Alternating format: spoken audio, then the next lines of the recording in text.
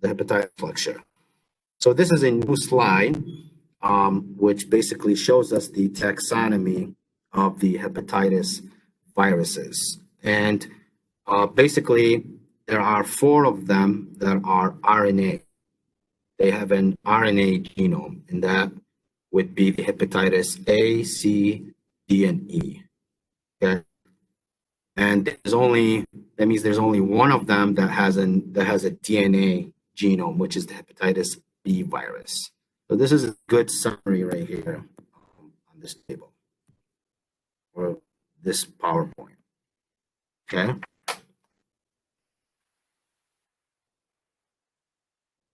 So remember, the only hepatitis virus that has a DNA genome is the hepatitis B virus.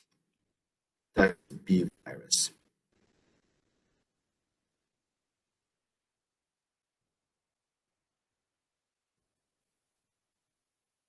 Okay, let's start with hepatitis A virus. So hepatitis A virus is an RNA virus. It's an RNA virus. Actually, a positive single-strand RNA virus. Positive single-stranded RNA virus. It is naked, which means non-enveloped. Naked or non-enveloped. It has the capsid, the shape of the capsid is an isohedral shape.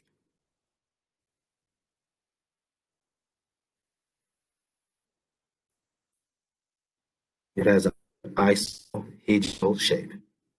Remember that, as we said last week, that hepatitis A virus does not cause chronic liver disease, does not cause cirrhosis, nor does it cause hepatocellular carcinoma. The mode of transmission for hepatitis A virus is oral route, and therefore it is foodborne. It's foodborne, and it's prevalent in environments where there's improper hygiene. Okay, and it's foodborne. Okay. Remember, it's only going to cause acute presentation. Okay, acute presentation.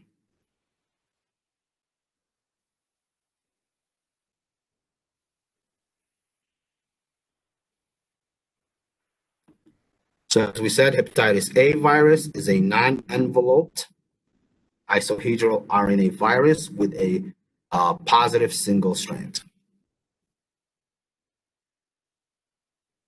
Okay.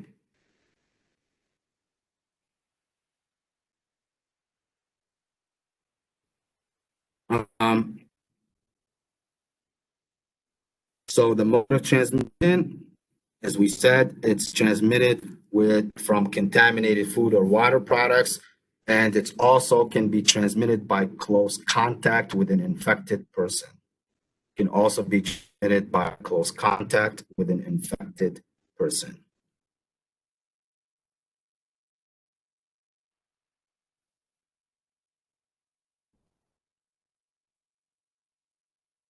So after oral inoculation, what the virus does is that it gets transported across the intestinal epithelium. Then it travels to the liver and enters hepatocytes, which are liver cells. Okay. Inside the hepatocytes, this is where the hepatitis A virus starts to replicate, and it will replicate within the cytoplasm of the hepatocyte cells. It replicates within the cytoplasm because this is an RNA virus, as we learned this week. And it does so by using an enzyme called RNA-dependent polymerase enzyme. RNA-dependent polymerase enzyme. Okay?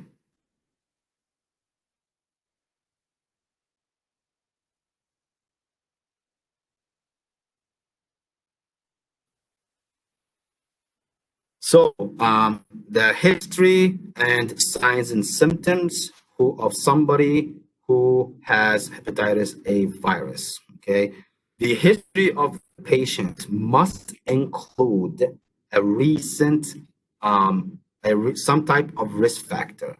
Okay, so what are the risk factors? It has to be the patient in an endemic area. Person have come into close contact with somebody else who has been infected.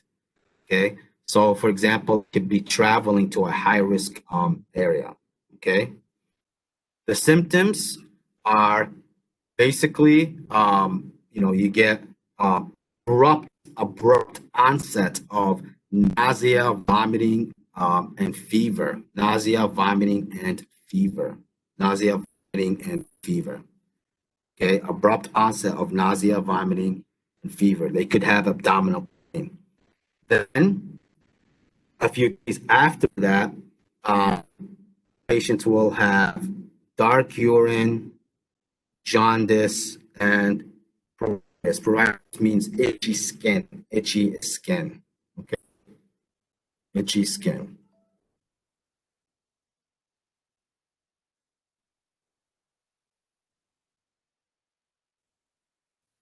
This is a patient who has jaundice and has what we call scleral icterus, which means yellowing of the eyes. Scleral icterus, yellowing of the eyes.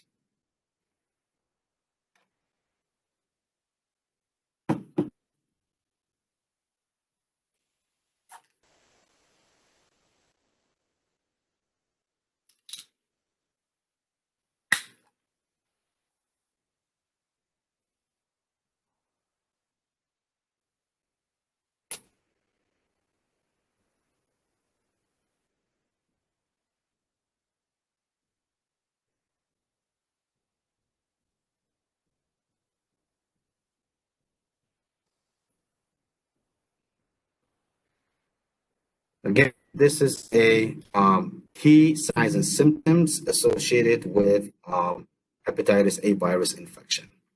Okay, so the next one is hepatitis B virus. Hepatitis B virus. Hepatitis B virus, as we said, is a DNA virus. It's a DNA virus.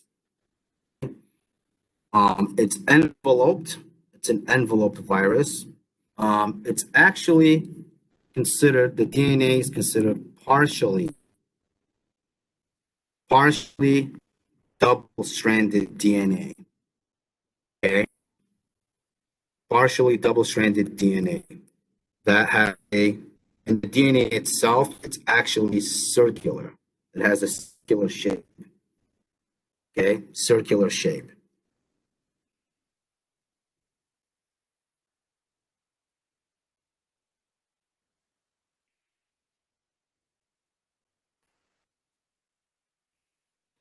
Uh, the hepatitis B virus, as we said last time, is the one that can cause both acute and can cause chronic presentations. Okay. The mode of transmission of the hepatitis B virus is basically blood or sexual transmission. Blood or sexual transmission. Blood or sexual transmission. Blood sexual transmission. Okay. So, what are the risk factors for somebody to get infected with hepatitis B virus? Okay. First of all, perinatal exposure, okay, of an infant who is born to a hepatitis B virus infected mother. So that means this hepatitis B virus can travel through the placenta from the mother to the fetus. Okay. Another important risk factor is history of multiple sexual partners. Who have